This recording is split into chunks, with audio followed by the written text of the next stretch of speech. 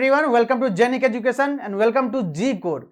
तो G core series चल रहा है, होपफुली आप लोग एंजॉय कर रहे होंगे और आप लोगों का प्रिपरेशन भी अच्छे लेवल पे चल रहा होगा। तो देखते हैं ये जी कोर सीरीज में जो है हम ईडीसी का क्वेश्चन लेके आते हैं डेली आपके लिए, और इस क्वेश्चन के थ्रू हम देखते हैं कितना मैक्सिमम कॉन्सेप्ट रिकॉल कर सके, रिवाइज कर सके। और देखिए क्वेश्चन फिर मैं बोल रहा हूँ, क्वेश्चन कोई भी आसान और टफ नहीं होता। अगर चीजें हो जाती है आपसे एग्जाम में, चाहे वो आसान कॉन्सेप्ट हो, चाहे वो टॉप कॉन्सेप्ट हो, चाहे वो नेक्स्ट लेवल कोई भी कॉन्सेप्ट हो, बेसिक सा कॉन्सेप्ट या नेक्स्ट लेवल का कॉन्सेप्ट, अगर हो जाता है आपसे दैट इज गुड। और अगर नहीं हो रहा है तो क्यों नहीं हो रहा है, इस पे आप लोग काम कीजिए। और अभी टाइम है, अभी जितना भी दिन बचा है 15 से 20 डेज, ये एग्जाम में काम कीजिए और रिवीजन कीजिए प्रॉपर वे में। उससे आपको डेफिनेटली एग्जाम में बेनिफिट होगा। और हम लोग जी कोर, जी स्कोर और G28 से यही ट्राई कर रहे हैं जो आपका जो ये रिवीजन वाला पोर्शन जो है ना, वो क्वेश्चन के थ्रू कितना मैक्सिमम करवा सकूं। तो देखिएगा ये क्वेश्चन नंबर 9 है ईडीसी में, ये आपको जेनिक लाइव ऐप पे कल दिख गया होगा, जैसा कि हर अभी दिखता आ रहा है क्वेश्चन हर सब्जेक्ट का। तो ये ईडीसी का क्वेश्चन होपफुली आप लोग आंसर भी किए होंगे, और बेसिक सा क्वेश्चन है, कुछ फॉर्मूला पता होगा, कुछ कॉन्सेप्ट पता होगा, तो इजिली क्वेश्चन को हैंडल कर लीजिएगा। इसमें formula plus calculation, calculation scientific calculator से, अगर नॉर्मल कैलकुलेटर दे दिया जाए तो आप कर लेंगे, जो आप लोग यूज अपने लोग इंजीनियरिंग में यूज करते हैं। लेकिन यहाँ मेन बात है जो गेट कैलकुलेटर जो देता है उससे करना और उससे निकालना, क्योंकि थोड़ा सा भी मिस्टेक किया ना इसमें कैलकुलेशन में, दिखाएंगे कैसे होता है चीजें।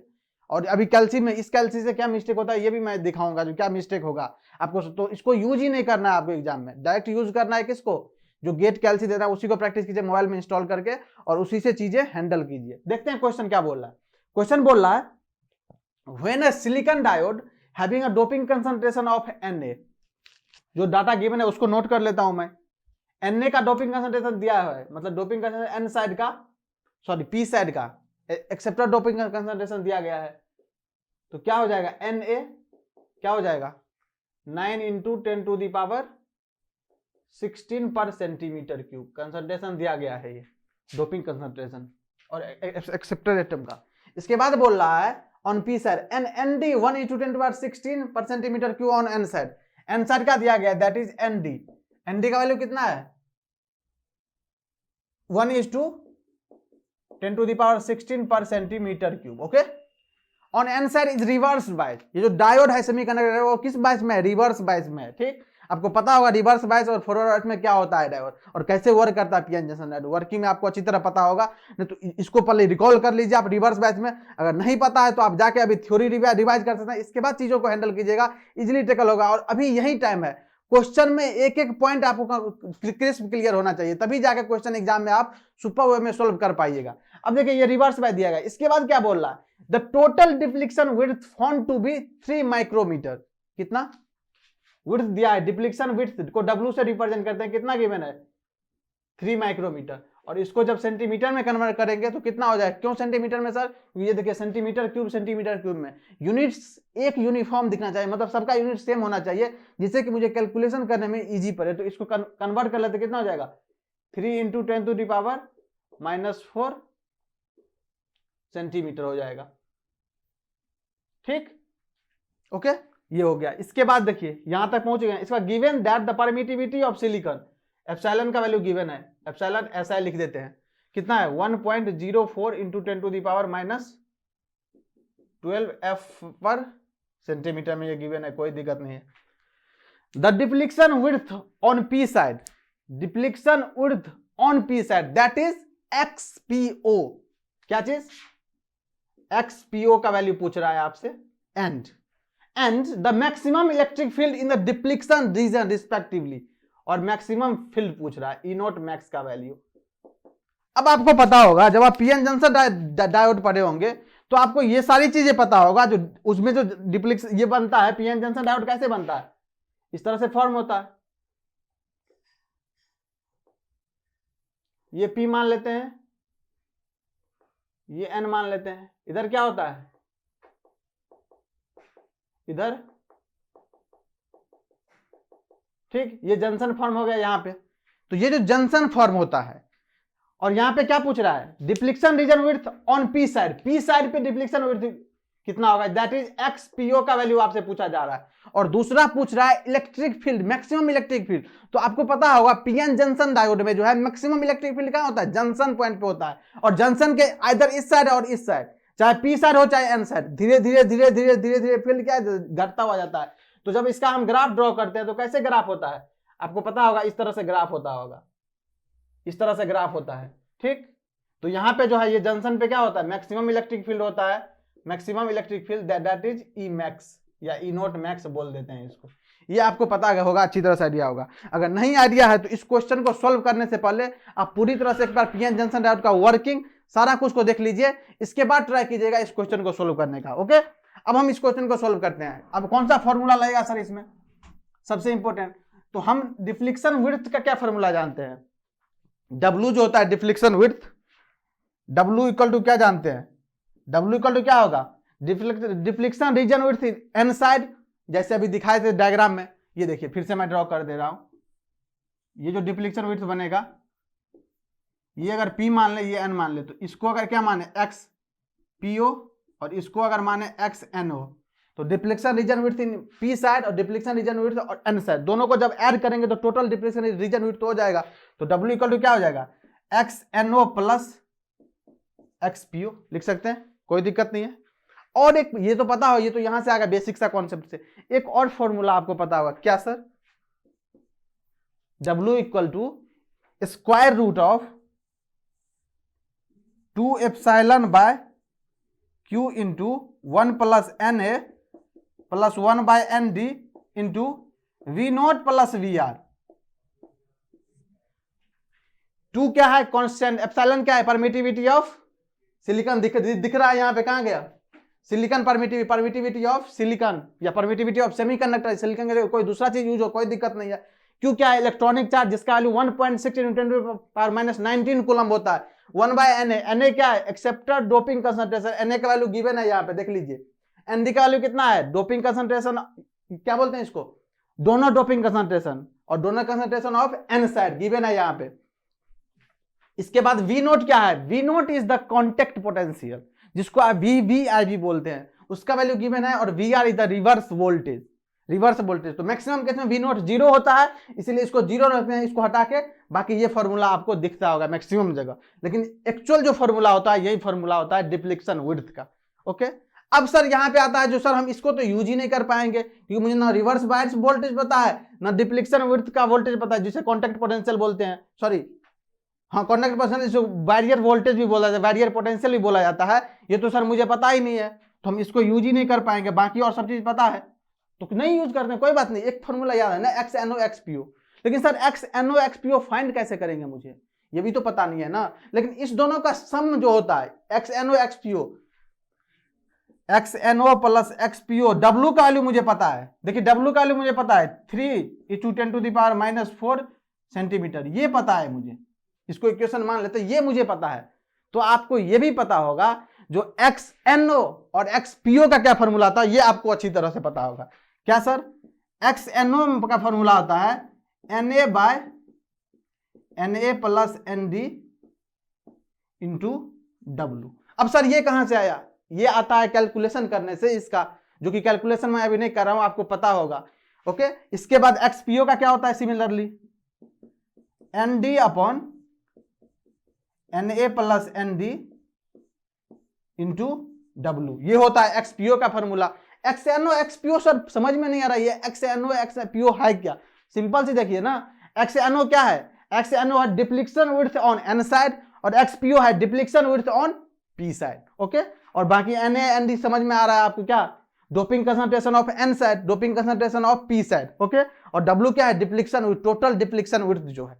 अब देखिए इसमें से मुझे वैल्यू पता है x NO का, x NO निकालेंगे यहां से, क्योंकि सबका वैल्यू पता है। Na का वैल्यू कितना है, 9 × 10⁻⁻ कितना 16 अपॉन, इस दोनों को ऐड कर दीजिए, 9 और 1 कितना हो जाएगा 10, और 16 तो सेम ही है, तो कितना हो जाएगा 10 × 10⁻16, मल्टीप्लाई में कितना होगा W का वैल्यू कितना है 3 × 10⁻⁻4। अब इसको सॉल्व कीजिए कितना आ रहा है, तो ये देखिए ये कितना हो जाएगा, इससे ये कैंसिल आउट, और ये कितना हो जाएगा 9 3 जा 27, 9 3 जा 27, और ये 10 देखिए, ये 10 से क्या होगा, पहले 27, और ये जब 10 ऊपर जाएगा तो इसमें से एक को क्या कर जाएगा, देगा, एक को क्या करेगा, यहाँ पे देखिए 2.7 इंटू 10 टू द पावर 4 लिख सकते हैं यहाँ -4 2.7 क्योंकि 9 3 27 डिवाइडेड बाय 10 तो 2.7 कर दिए 2.7 into 10 to the power 4 centimetre. Sir centimetre क्यों? क्योंकि डिप्लीक्शन विड्थ है, लेंथ है। लेंथ क्या है? 2.7 into 10 to the power -4 centimetre. ये किसका वैल्यू आया? ये किसका वैल्यू आया? ये आया XNO का वैल्यू। अब बताइए, अगर आपका टोटल डिप्लीक्शन विड्थ पता है, मान लीजिए ये मार्कर है, इसका टोटल विड्थ मुझे पता है और इसका अगर दो पार्ट है तो एक पार्ट का मुझे वैल्यू पता चलेगा तो दूसरा पार्ट का वैल्यू नहीं पता चलेगा। कैसे सर? तो टोटल में से इस पार्ट का वैल्यू को लेस कर देंगे। अब देखिए XNO का वैल्यू पता है, मतलब depletion region width is N side और टोटल डिप्लीक्शन विड्थ कितना है? 3:10⁴ सेंटीमीटर।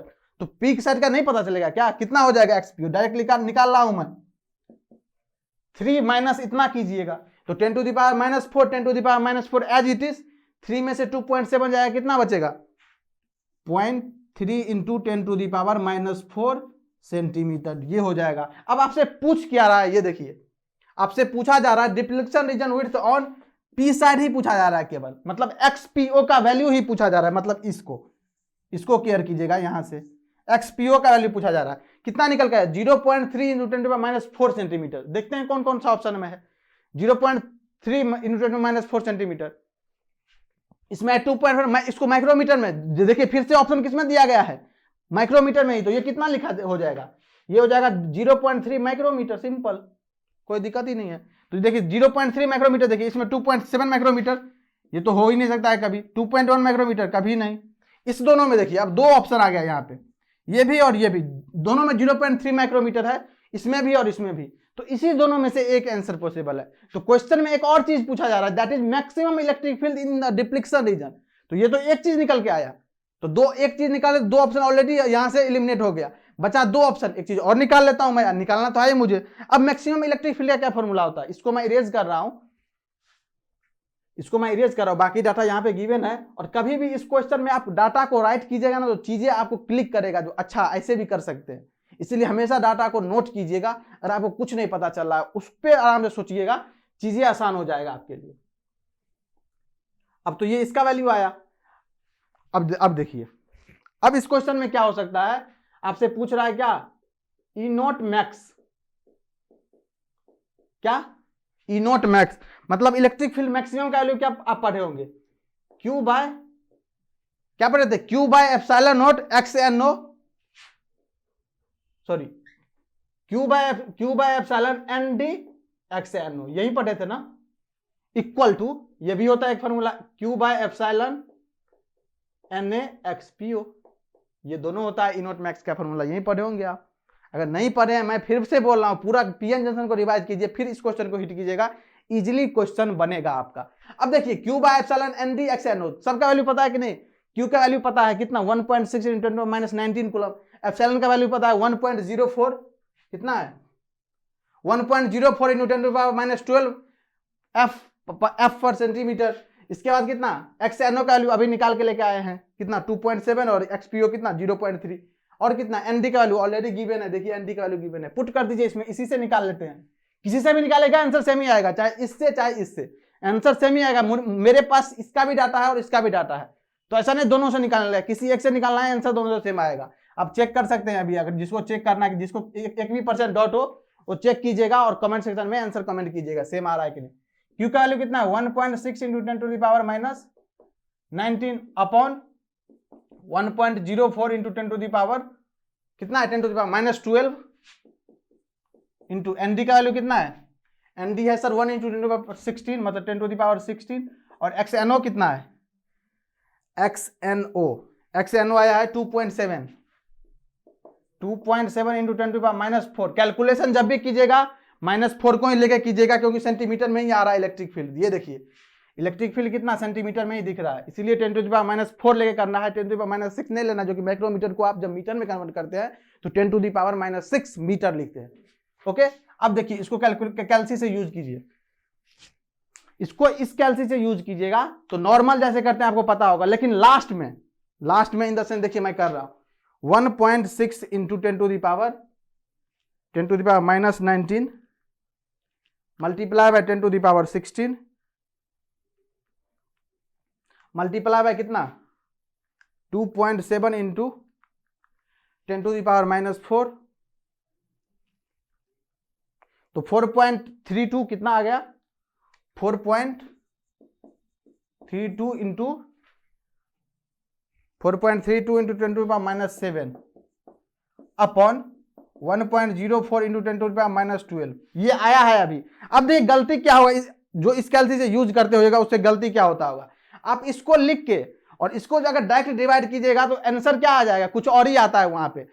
4 पॉइंट कितना आता है देख लेते हैं, 4.32 इंटू 10⁻7।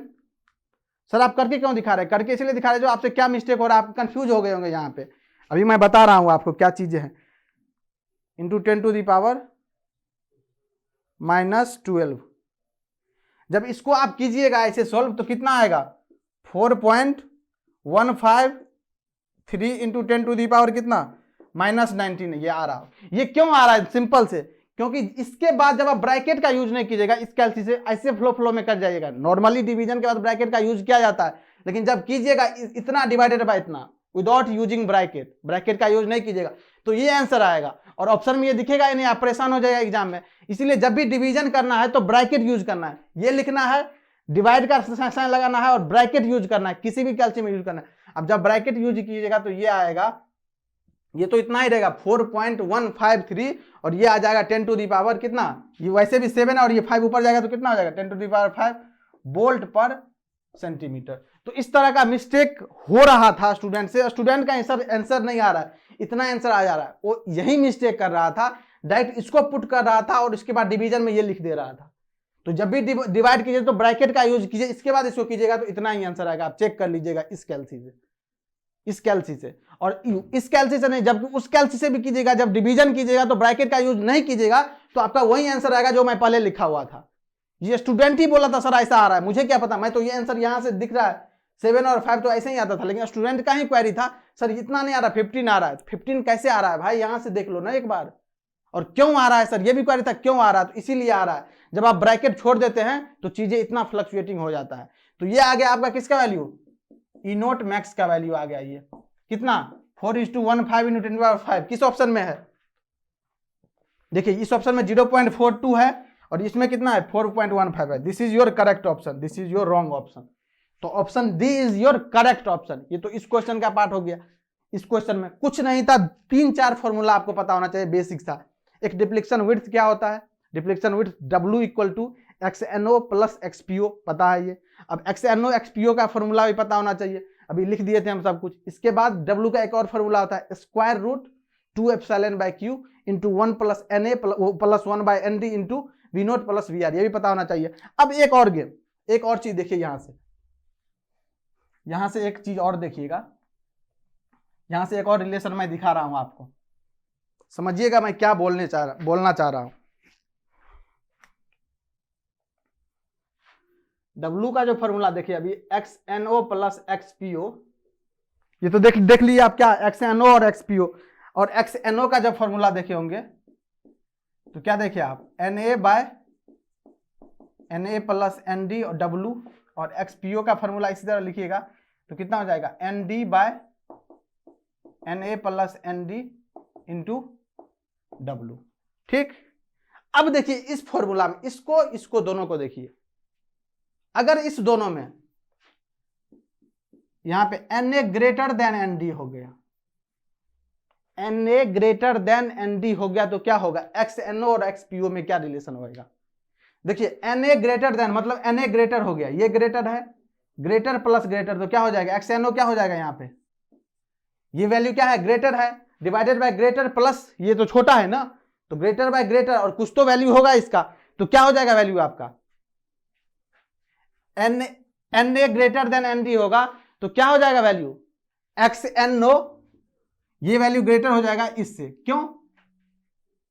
क्यों अभी दिखा रहा हूं मैं, XNO ग्रेटर XPO, क्यों, कुछ भी वैल्यू एज्यूम कर लीजिए, मान लीजिए इसी क्वेश्चन में अभी कितना आया था, XNO का वैल्यू कितना है, XNO का वैल्यू कितना आया था 2.7 और XPO का वैल्यू कितना आया था 0.3। इसमें क्या है, XNO ग्रेटर है, XNO ग्रेटर है XPO से। तो देखिए यहाँ केस क्या है, XNO ग्रेटर देन XPO। हम बोल रहे हैं, उल्टा सोच रहे हैं, if Na greater than ND, Na greater than ND, तो XNO ग्रेटर देन XPO होगा। इसका मीनिंग क्या हुआ सर, इसका मीनिंग ये हुआ, और ये Na और ND, जब Na ग्रेटर होता है ND से, मतलब doping concentration of accepted atom is greater than doping concentration of donor atom, तो ये कौन सा सेमीकंडक्टर होता है, ये होता है पी टाइप सेमीकंडक्टर। ये बेसिक सा फंडा आपको ये भी पता होगा, जो कि बेसिक सेमीकंडक्टर फिजिक्स में पढ़े होंगे, ये होता है। और यहां पे मैं ये बताना चाह रहा हूं, जब आप डोपिंग कंसंट्रेशन बढ़ाइएगा तो डिप्लीशन विड्थ क्या हो जाएगा, घटता हुआ जाएगा। मतलब दोनों में इनवर्सली रिलेशन होता है। क्या सर समझ में नहीं आ रहा क्या बोलना चाह रहे हैं? मतलब देखिए Na मतलब एक्सेप्टर साइड, पी साइड का जब डोपिंग बढ़ाइएगा तो यहां पे देखिए जो विड्थ है वो किसका बढ़ता जा रहा है, एन साइड का बढ़ता जा रहा है। मींस यहां से एक चीज, यहां width of depletion region is directly proportional to, is inversely not directly, inversely proportional to doping concentration. ये फॉर्मूला बहुत इंपॉर्टेंट है, इसको भी याद रखिएगा। जो जो डोपिंग बढ़ाइएगा आप, डिप्लीशन विड्थ क्या होगा, घटेगा। इसका मीनिंग क्या हुआ, डिप्लीशन विड्थ घटेगा। अब देखिए इसमें ये तो Na-ND का गेम हो गया। अभी चेंज करते हैं, अब हम ND को ग्रेटर लेते हैं, Na को स्मॉल लेते हैं। क्या हो जाएगा, ND ग्रेटर हो जाएगा और Na लेस हो जाएगा। तो क्या हो जाएगा, अब देखिए D मतलब क्या, डोनर साइड का कंसंट्रेशन हम इंक्रीज कर दिए और एक्सेप्टर साइड का कंसंट्रेशन लेस कर दिए। तो अब क्या हो जाएगा, अब XPO ग्रेटर हो जाएगा XNO से। अब देखो ये P साइड का है ना, देखिए यहां पे बढ़ा है डोनर कंसंट्रेशन, लेकिन ग्रेटर क्या हो गया, डिप्लीशन विड्थ किसका बढ़ गया, P साइड का बढ़ गया। XNO XPO तो यही होता है ना, depletion width on P side और depletion width on N side. अब देखिए ये होता क्या है, जब ND ग्रेटर होता है Na से, तो ये कौन सा सेमीकंडक्टर होता है, ये होता है N टाइप सेमीकंडक्टर। ये भी पता होगा, ये क्या होता है, N टाइप सेमीकंडक्टर। अब देखिए इसमें भी क्या है, width of depletion region is inversely proportional to doping concentration. यहां से भी ये रिजल्ट आएगा आपको, तो इसको याद रख लीजिएगा आप। ये भी बहुत काम का चीज है और इस पे क्वेश्चन रिसेंटली फ्रेम करके डाल रहा है एग्जाम में, तो इसको याद रखिएगा आप। और लास्ट में जब थर्ड केस बनेगा Na इक्वल टू Ne, तो अब दोनों बराबर हो जाएगा, XPO इक्वल टू XNO, और ये होता है इंट्रिंसिक सेमीकंडक्टर का केस। ये पता होगा, Na equal to ND, that is intrinsic semiconductor. Okay, ये पता होगा। तो ये कॉन्सेप्ट था, इसमें थोड़ा इनहांस किया हम कॉन्सेप्ट को, जो चीजें आपको रिकॉल हो जाए। और ये रिजल्ट इंपॉर्टेंट है, depletion width is inversely proportional to the square root of doping, this is important. तो आप इसको याद कीजिएगा। मिलते हैं फिर नेक्स्ट एपिसोड में, एपिसोड नंबर 10 में, सॉरी 10 नहीं 11 होगा, क्योंकि फर्स्ट इंट्रोडक्शन का एपिसोड गया था और ये क्वेश्चन नंबर 9 है, तो 10 तो यहीं पे कंप्लीट हो रहा है। 11 एपिसोड में कुछ सुपर डिस्कशन के साथ, तब तक एंजॉय करते रहिए और जुड़े रहिए जेनी के साथ। Thank you so much.